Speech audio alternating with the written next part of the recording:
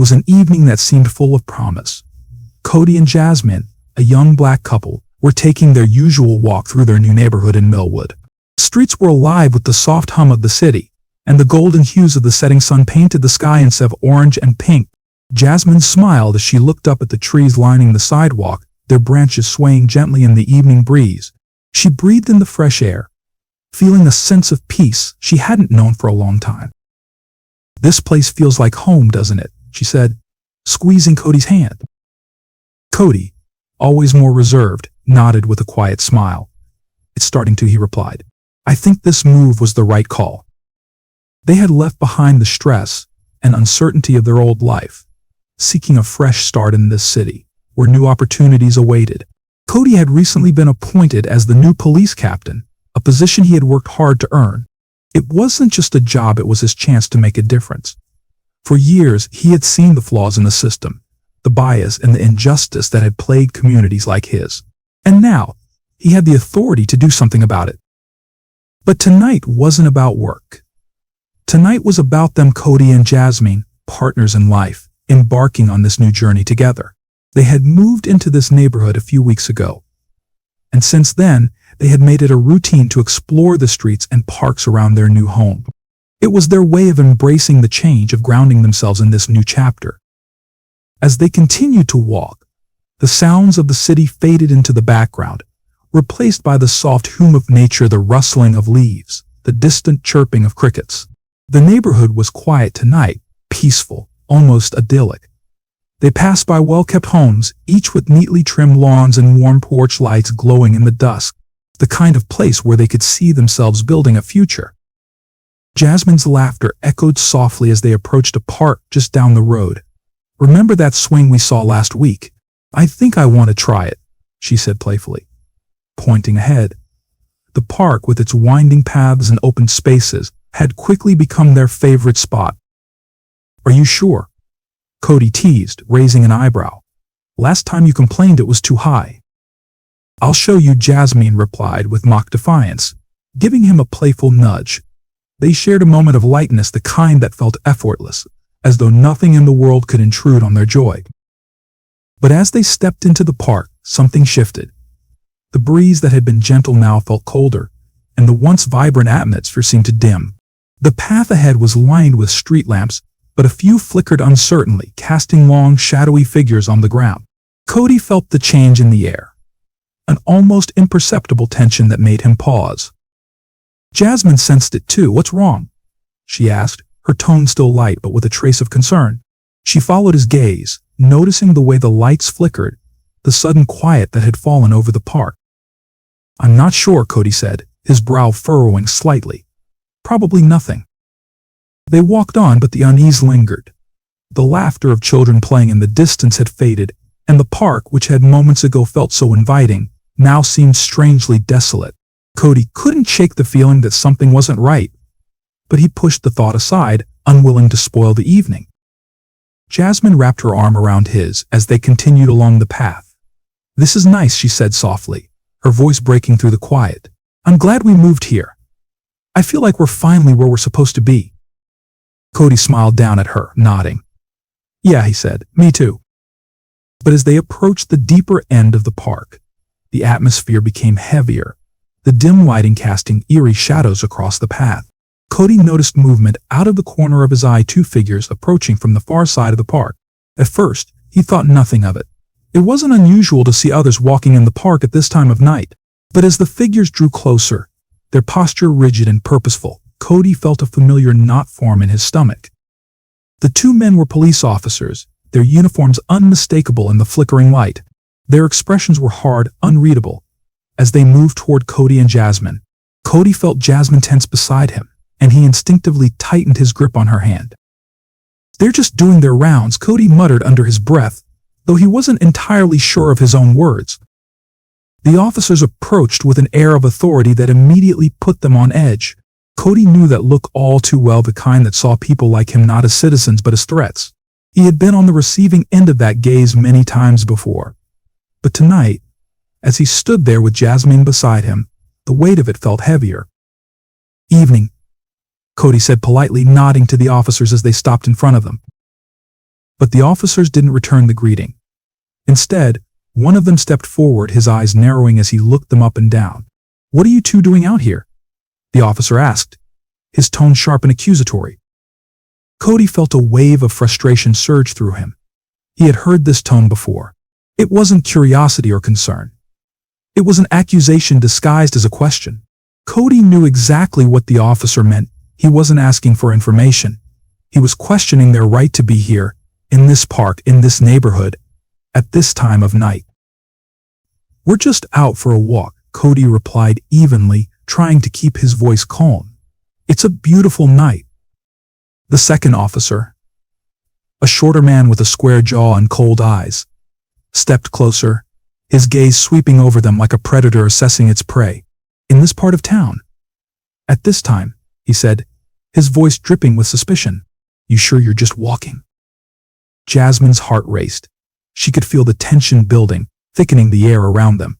The way the officers were looking at them like they didn't belong here, like they were a threat, it was terrifying. She had read about these moments, seen them on the news, but to experience it firsthand felt surreal, like a nightmare she couldn't wake from. "We live nearby," Jasmine interjected, her voice soft but steady. She was trying to keep her composure, though fear was beginning to seep into her words. "We're just enjoying the park." The first officer's lips curled into a smirk, his eyes narrowing. "You live nearby, huh?" He glanced at his partner, exchanging a look that made Cody's blood boil. It was the kind of look that said, "We know what's really going on." Cody stepped slightly in front of Jasmine, his protective instincts kicking in. "Yes," he said firmly. "We live nearby." "Is there a problem?" "There might be," the taller officer shot back. He took a step closer, now towering over Cody, his face a mask of arrogance and hostility. "You both look like you don't belong around here. Something about you seems off." Jasmine's grip on Cody's arm tightened. The implication was clear. It wasn't just about them being in the park. It was about the color of their skin. It was about the fact that, in these officers' eyes, they didn't fit the image of who belonged in this neighborhood. Cody's jaw clenched, but he forced himself to stay calm. He knew better than to escalate the situation. He had spent his career trying to bridge the gap between communities of color and law enforcement, fighting against the very biases these officers were now displaying. But tonight, in this moment, he was no longer just an officer, he was the target of the same prejudice he had fought so hard to dismantle. "We're not causing any trouble," Cody said, his voice steady but firm. "We're just walking. We're not doing anything wrong."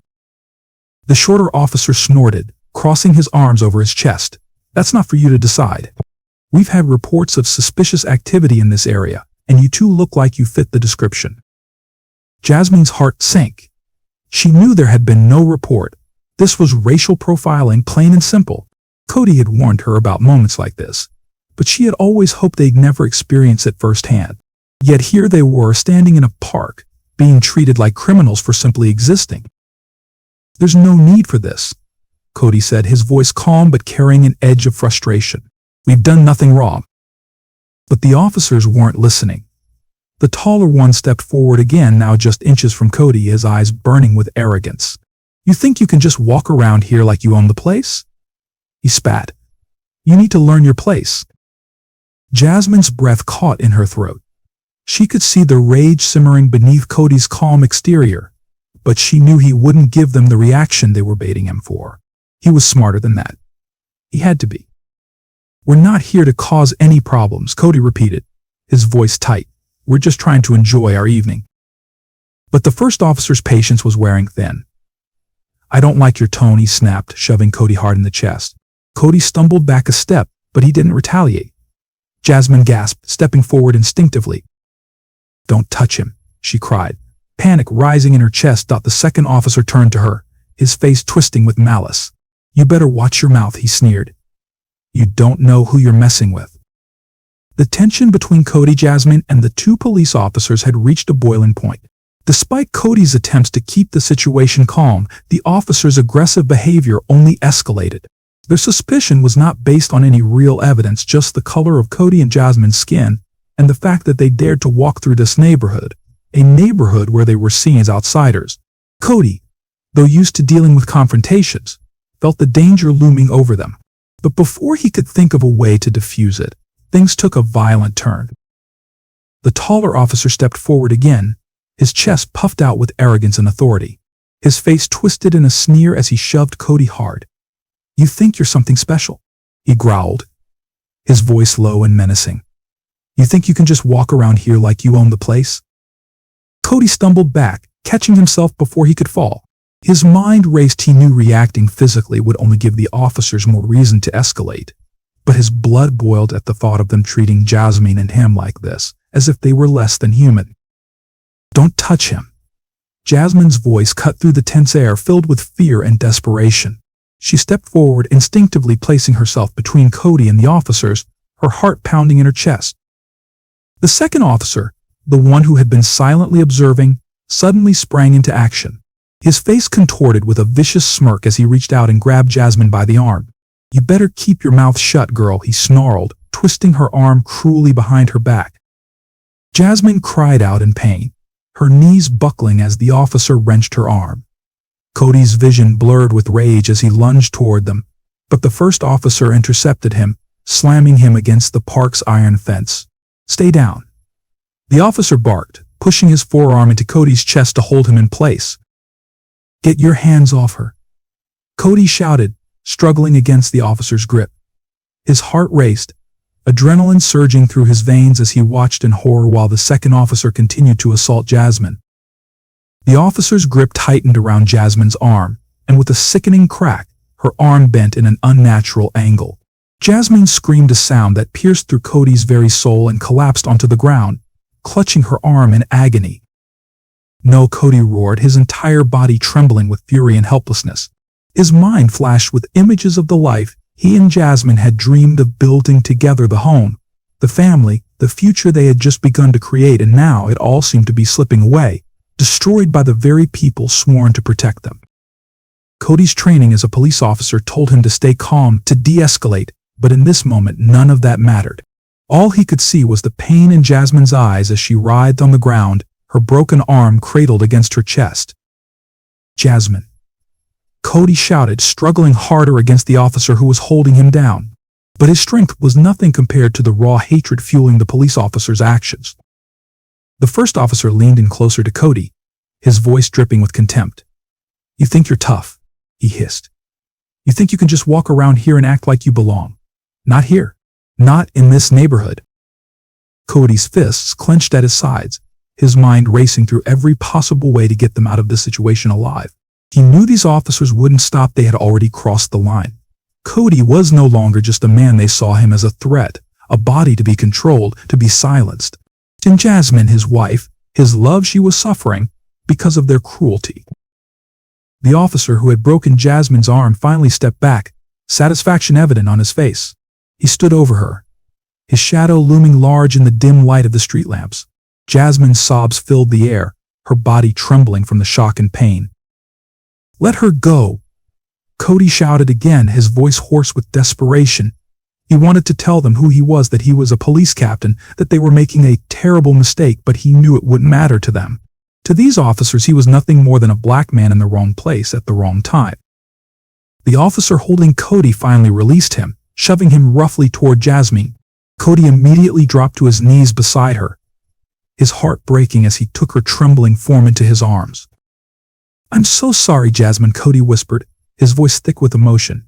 "I'm so sorry." Jasmine's eyes fluttered open, tears streaming down her face.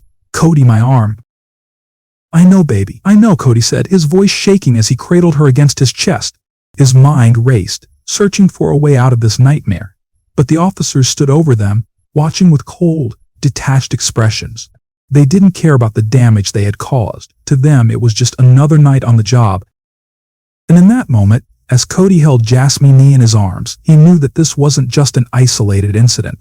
This was part of a system that had been built to oppress people like him, to strip them of their dignity, to crush them under the weight of its power. And Cody, as a police officer himself, knew that this system wouldn't change unless people like him stood up and fought back. The moment was frozen in time. Jasmine lay crumpled on the ground, her face twisted in agony as she clutched her broken arm. The echo of her scream still rang in Cody's ears, a sound that seemed to reverberate through his very soul. Cody's heart raced, fury mixing with helplessness as the officers loomed over them, their expressions cold and unmoved by the violence they had just inflicted. This was the reality of a system that Cody knew all too well, one where justice was weaponized, and those in power could act with impunity. But something deep inside him stirred. As a man, he wanted to fight back. As an officer, he knew restraint was the only way to survive this. Yet, in this moment, Cody realized that the restraint he had been taught was a part of the very system that now held him and Jasmine down. A system that didn't see him as an officer or a human being, but as a black man to be controlled. The officer who had slammed him against the iron fence took a step back, his eyes scanning Cody with disdain. "Look at you now," he sneered, towering over him. "You're just another one of them." Cody's fists clenched at his sides, his knuckles white, as he fought to keep his rage in check. He glanced down at Jasmine, lying in pain, her breath shallow as she struggled against the agony coursing through her body. Something had to change. This moment, this injustice, it couldn't go unanswered. "I'm not one of them," Cody said, his voice shaking with restrained fury. "I'm the new captain of the city's police department." The words hung in the air for a moment, a stark contrast to the aggression and chaos of the last few minutes. The two officers froze, their smirks fading into uncertainty as they processed what Cody had just said. The taller officer blinked, his face twisting into a look of disbelief. "What did you say?"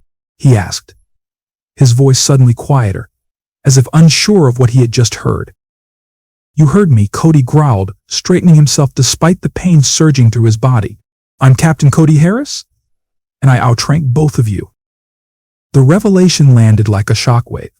For a split second, the officers exchanged nervous glances, the authority they had assumed sudden crumbling. But it was fleeting. The doubt that crossed their faces was quickly replaced by a renewed sense of defiance, driven by something deeper than rank. Their hate wasn't just for the people they harassed, it was for anyone who challenged the twisted power they wielded. The shorter officer, the one who had wrenched Jasmine's arm, took a step forward, his eyes narrowing with contempt.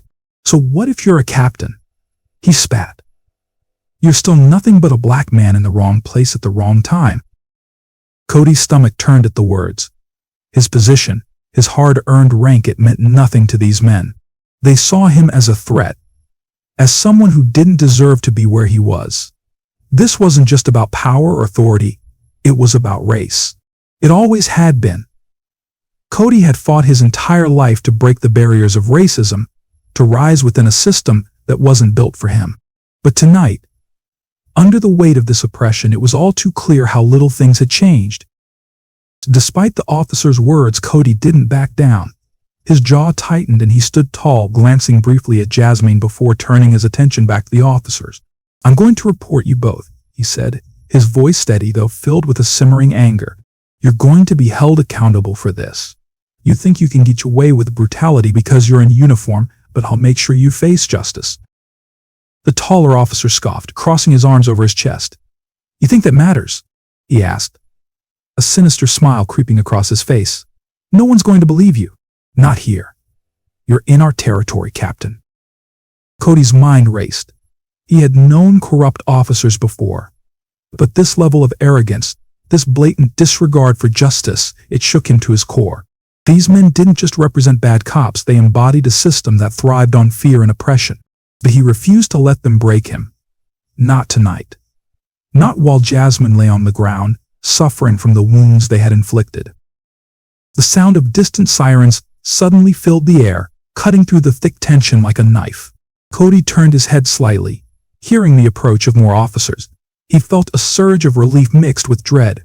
Help was on the way, but would these new officers be any different? Would they side with justice or protect their colleagues' wrongdoings? The two corrupt officers exchanged uneasy glances, their arrogance faltering for the first time. The approaching sirens were growing louder, and soon the park would be filled with more police people who would bear witness to what had happened. "I warned you," Cody said, his voice low and filled with determination. "You're not getting away with this." As the blue and red lights of police cars illuminated the park, Cody knelt beside Jasmine, gently cradling her broken arm. "Help is coming," he whispered, his heart aching as he looked into her tear-filled eyes. "We're going to make this right." The sound of sirens cut through the tension-filled air, growing louder with each passing second. Cody knelt beside Jasmine, his heart racing, his mind a storm of fear and rage. The red and blue lights of the approaching police cars illuminated the park in flashes, casting long shadows across the ground, where his wife lay in pain, clutching her broken arm. His own hands trembled as he held her, feeling utterly powerless. Yet within that helplessness was a simmering determination. "This isn't over," Cody whispered, more to himself than to Jasmine. The officers who had attacked them stood a few feet away, their confidence wavering as they heard the sirens, but their arrogance still lingered. "You think you're going to make a case out of this?" One of the officers sneered, though his voice lacked the bravado it had carried earlier. "No one's going to believe your story. You know how this works." Cody looked up at the officer, his eyes burning with fury. "We'll see about that," he said, his voice low but resolute. "You broke the law, and you're going to pay for it." The sirens grew closer until the flashing lights of 2 squad cars pierced the night, coming to a stop at the edge of the park. Several officers exited the vehicles, their faces unreadable as they approached the scene. Cody's heart pounded in his chest, uncertainty flooding his mind. Would these new officers side with the corrupt ones, or would they recognize the injustice unfolding before them? As the new officers approached, the two who had attacked Cody and Jasmine exchanged nervous glances, subtly stepping away from the couple, as if distancing themselves from the crime they had just committed. One of the new officers, a woman with sharp eyes and a firm expression, stepped forward, surveying the situation with the professional calm that Cody had once prided himself on. "What's going on here?" she asked, her tone neutral but authoritative. Before Cody could respond, one of the corrupt officers stepped forward. "Just handling a couple of troublemakers," he said, his voice thick with a fake authority. "We had to use force when they resisted." Cody's blood boiled at the blatant lie, but he bit back his retort, knowing that he needed to stay calm. This was a crucial moment. Any sudden move, any sign of aggression, and the new officers might take the word of their colleagues over his. The female officer's eyes narrowed slightly as she looked between the two officers and then down at Jasmine, who was still on the ground, wincing in pain. "She needs medical attention," she stated firmly, her gaze shifting to the injured woman. "What happened to her?" Cody finally spoke up, his voice strong and clear. "They attacked us for no reason," he said, his tone unwavering. "We were just walking, and they approached us, accusing us of being suspicious. They broke my wife's arm." The new officers exchanged glances, uncertainty crossing their faces. They could see the pain etched on Jasmine's face the way Cody was holding her, protective yet desperate. The scene before them didn't align with the story their fellow officers were telling. The female officer turned back to the two corrupt officers, her expression hardening. "Is that true? Did you use excessive force?" The two officers shifted uncomfortably, their bravado slipping further as the weight of the situation began to bear down on them. They were resisting, one of them muttered, but the confidence in his voice was gone. The female officer's eyes flicked back to Cody. "You said you're Captain Cody Harris." Cody nodded. "Yes, I'm the new police captain. I told them that, but they didn't care. They attacked us anyway. My wife needs an ambulance." The gravity of Cody's words seemed to hit the new officers all at once. This wasn't just a case of misconduct, this was an abuse of power against one of their own. The female officer's face tightened with resolve as she radioed for medical assistance. "We're going to get your wife the help she needs," she said, her voice now filled with urgency. "We'll get this sorted out." As the ambulance was called in, Cody could feel a weight lifting from his chest, but he knew this wasn't the end. The two officers who had assaulted them still stood by, their faces pale, realizing that the situation was slipping out of their control. Cody wouldn't let them walk away from this without facing the consequences. "You think this ends here?" Cody said, standing up, his voice filled with the authority he'd earned through years of service. "I'm going to make sure you're both held accountable for what you did tonight. You think you can abuse your power and get away with it, but you're wrong. One of the corrupt officers scoffed, though the fear in his eyes was unmistakable. "We'll see who they believe." Cody took a step closer, his gaze unwavering. "They'll believe the truth. And the truth is, you're going to lose everything because you couldn't see past your hate." The new officers kept a watchful eye on the scene as the ambulance finally arrived. Paramedics rushed to Jasmine's side, carefully lifting her onto a stretcher. Cody stayed close, holding her hand as they prepared to take her to the hospital. As Jasmine was loaded into the ambulance, Cody turned one last time to the two officers who had assaulted them. "This isn't over," he said quietly, but with a steely determination. "Justice is coming." As the ambulance doors closed, Cody climbed in beside Jasmine, ready to begin the long fight for accountability. This was just the beginning of a much larger battle, and Cody knew that he wouldn't rest until the corruption in the system was brought to light, not just for himself, but for every person who had suffered under its weight. The days following the brutal attack were a whirlwind of emotion for Cody and Jasmine. As Jasmine rested at home, her arm in a cast, Cody couldn't shake the feeling of responsibility. It wasn't enough that the officers who had attacked them were being investigated. Something deeper had to change, a systemic issue that wouldn't be solved by punishing a few rogue officers. Cody decided it was time to gather the community. He knew their experience wasn't unique, and that many others in their predominantly black neighborhood had faced similar or worse injustices.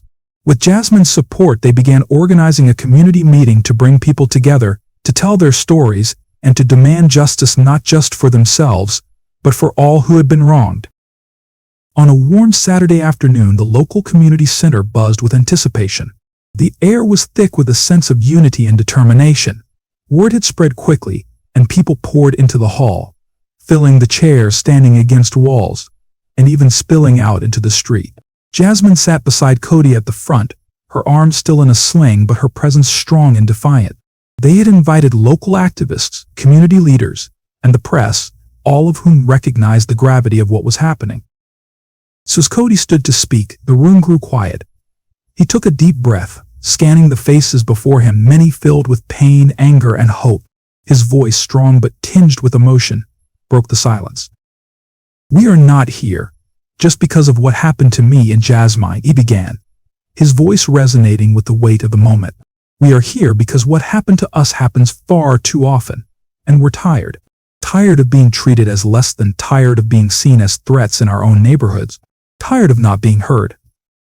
The crowd murmured in agreement, nodding along, their eyes fixed on Cody. His words reflected a collective struggle that everyone in the room could relate to. Cody continued, his voice growing stronger. "It's not just about the officers who attacked us. It's about a system that allows them to feel justified in their actions. It's about the fear we live with every day, knowing that we could be next. But we are done being afraid. Today we stand together to demand change. Today we fight back." As he spoke, Jasmine squeezed his hand, her own strength bolstering his. When he finished, the room erupted in applause, cheers filling the space with a renewed sense of purpose. The floor was then opened for others to speak. One by one, people stood up and shared their own stories of racial profiling, harassment, and violence at the hands of the police. Tears were shed, and voices trembled with emotion, but there was also a palpable energy, a shared determination to fight for justice. "We've been silent for too long," one woman said, her voice trembling with both fear and resolve. "But no more. We are going to keep speaking, keep demanding, until something changes."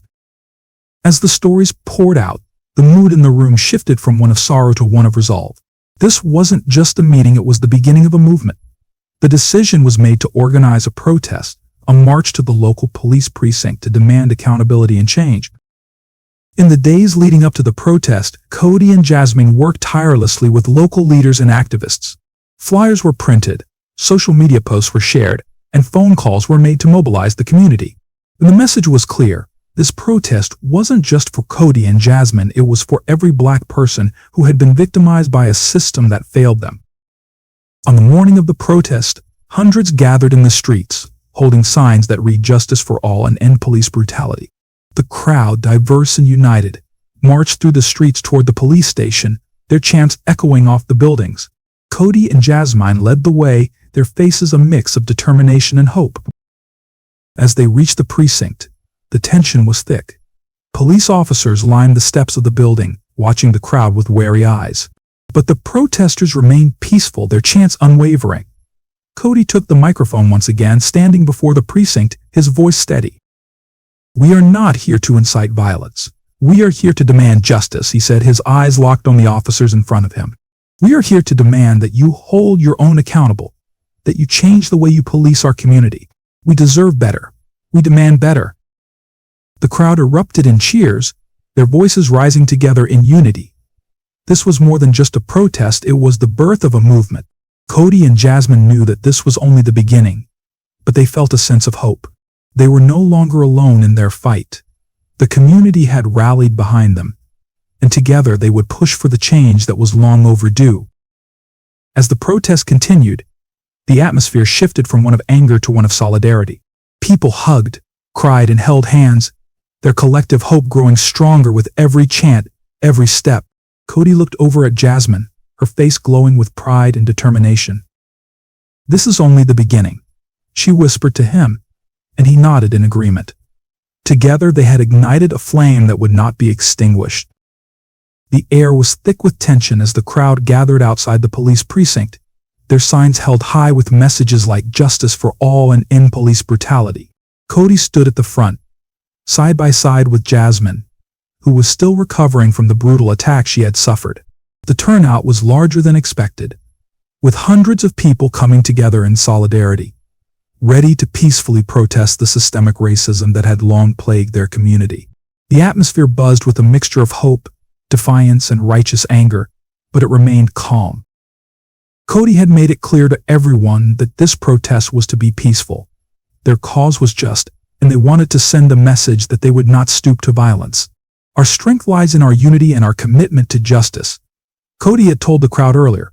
"We fight for change, not through violence, but through our voices and our presence." As they chanted for justice, their voices rang out through the streets. The energy of the crowd grew as more people joined in, walking from nearby neighborhoods carrying signs and lifting their voices. It was a powerful display of solidarity.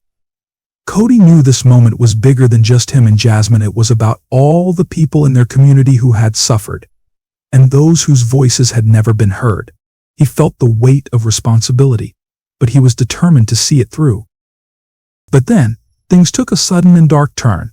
From across the street, a group of counter-protesters arrived, loud and aggressive. Their signs and chants were in stark contrast to the peaceful protest Cody and Jasmine had organized. It was clear that they were there to provoke and intimidate, yelling insults and taunts at the protesters. Tensions began to rise, and the once peaceful atmosphere became charged with hostility. Cody's heart raced as he watched the counter-protesters push their way toward the front lines. They were deliberately trying to incite a reaction, and Cody could see some of the younger protesters growing visibly agitated. Cody quickly moved to the front, raising his arms to call for calm. "Stay focused," he shouted, his voice commanding attention. "This is not what we're here for. We don't respond to hate with hate. We stand for justice, and justice comes through peace." For a moment it seemed like his words were getting through. The protesters regained their composure, and the chanting resumed. But the counter-protesters weren't done. They continued to push forward, and suddenly, in the chaos, a bottle was thrown from their side. It smashed on the ground near Jasmine, and a moment later, more objects followed: stones, water bottles, anything they could hurl. Then, out of nowhere, the police who had been stationed nearby rushed in, but not to protect the peaceful protesters.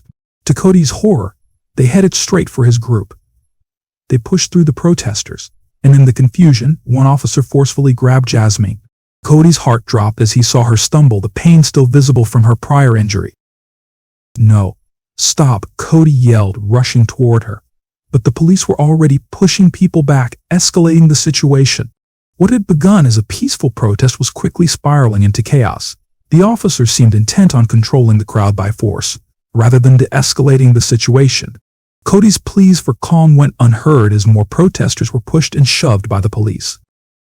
The crowd reacted, fear and anger flashing across their faces.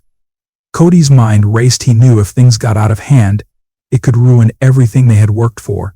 He had to keep his composure, had to be the example, even as his wife was being treated with blatant disrespect once again.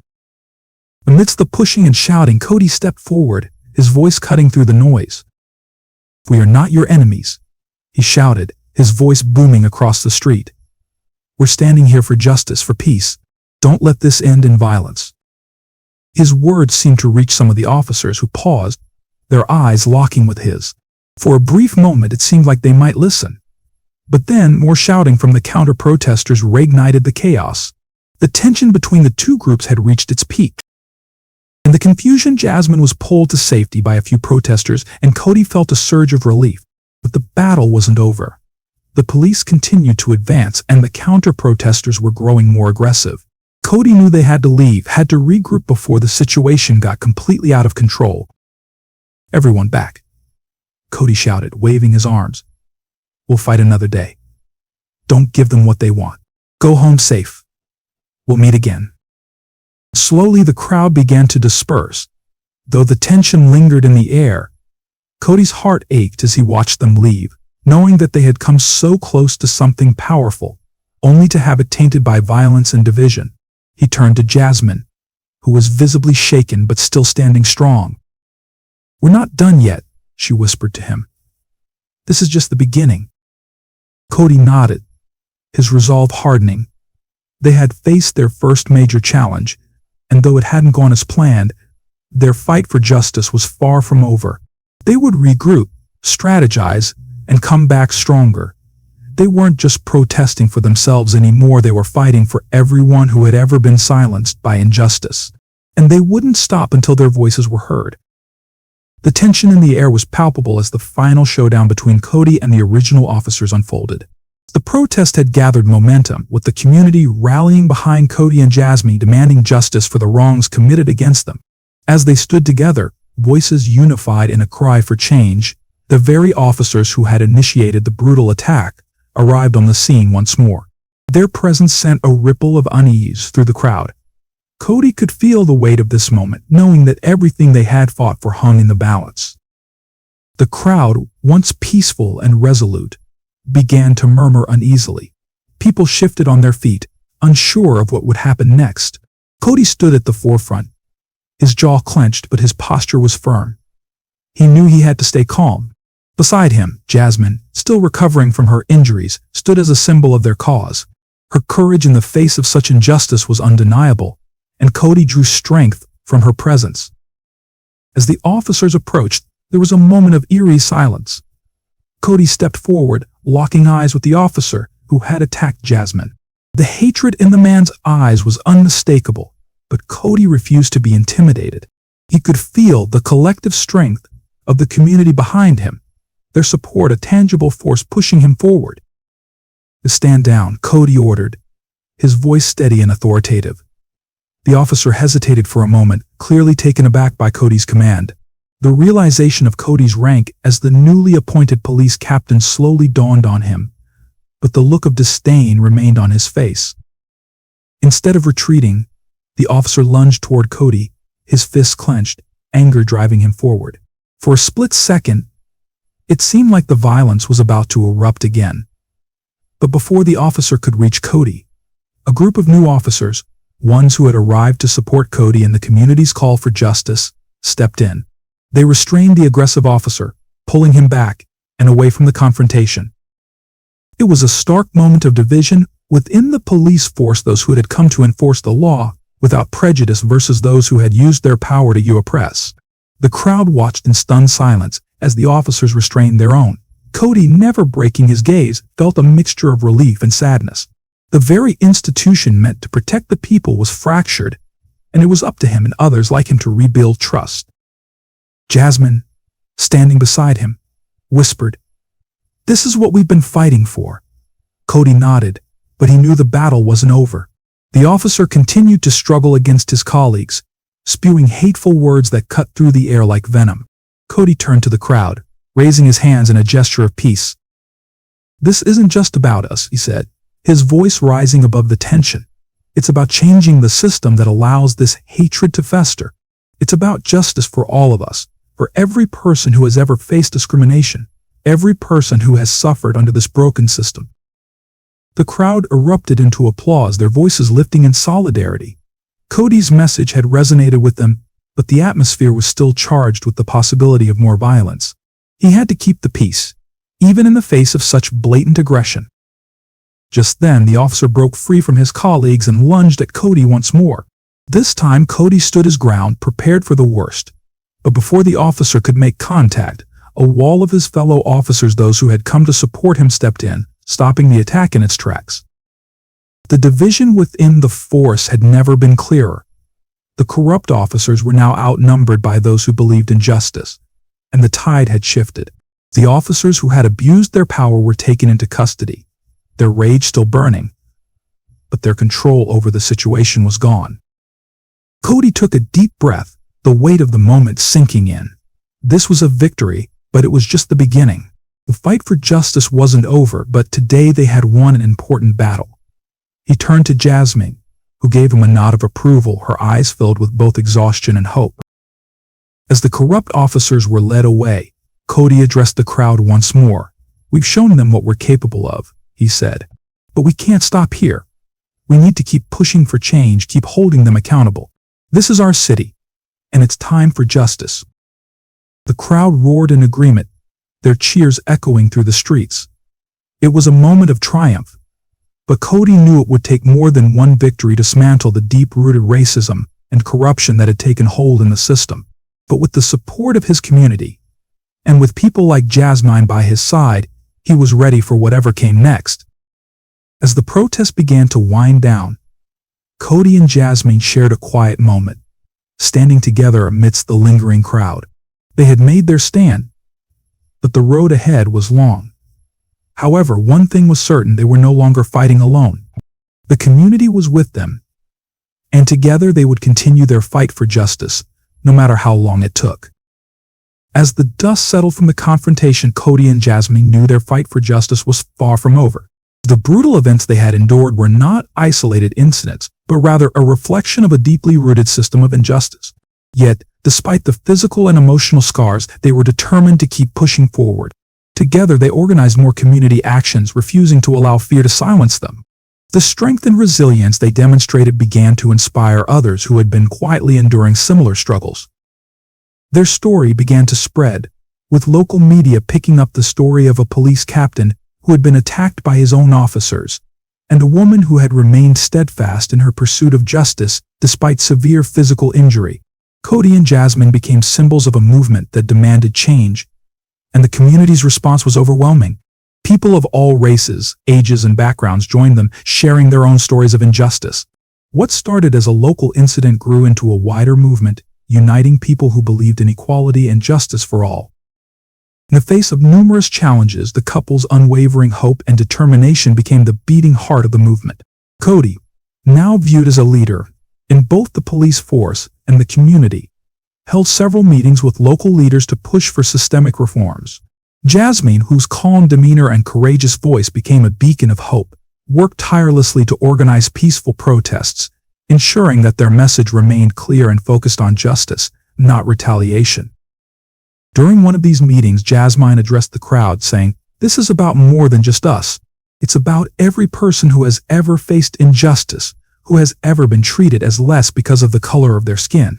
We are not just fighting for our future, but for the future of our children and the generations to come."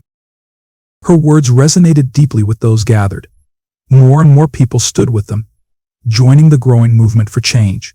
Cody's voice echoed hers as he spoke to the crowd. "We cannot give up.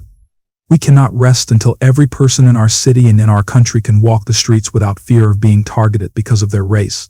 This is not just our fight, it's everyone's fight." The couple's persistence led to several meaningful reforms within the police department. Officers who had abused their power were held accountable, and a new code of conduct was implemented to ensure that justice, fairness, and respect became the cornerstones of law enforcement. But their fight was not just about reforming the police, it was about healing a broken system and building bridges between communities. Cody and Jasmine made it their mission to foster dialogue between the police and the people they were sworn to protect. It was not always easy, and there were still those who resisted change, but slowly, progress began to emerge. As the movement grew, so did the support. Social media helped their message spread far beyond the borders of their city, inspiring other communities to stand up and demand justice in their own neighborhoods. The momentum was unstoppable. People across the nation were starting to take a stand against the systemic racism and violence that had plagued society for too long. In the final weeks of their journey, Cody and Jasmine reflected on how far they had come. They had been through unimaginable trials, but their faith and commitment to justice had only grown stronger. Their journey was one of both heartache and hope, and they had learned that true change comes not from a single act of defiance, but from the collective will of a community united by a shared purpose. The story of Cody and Jasmine reached its conclusion with a powerful message to those who had followed their journey. The fight for justice is not a sprint, it's a marathon, Cody said during a televised address. We must remain vigilant, we must remain united, and we must continue to push for a future where justice, equality, and respect are more than just words. They are the foundation of our society. As the screen faded to black, a call to action appeared for all who had witnessed their story unfold. Reflect on where you stand in this fight for justice. Join the conversation, share your voice, and together, we can create a world where no one lives in fear of injustice. Cody and Jasmine's story had not only sparked a movement but had planted the seeds of lasting change. Their courage and determination were a reminder to all that hope, when nurtured by collective action, can overcome even the darkest of adversities.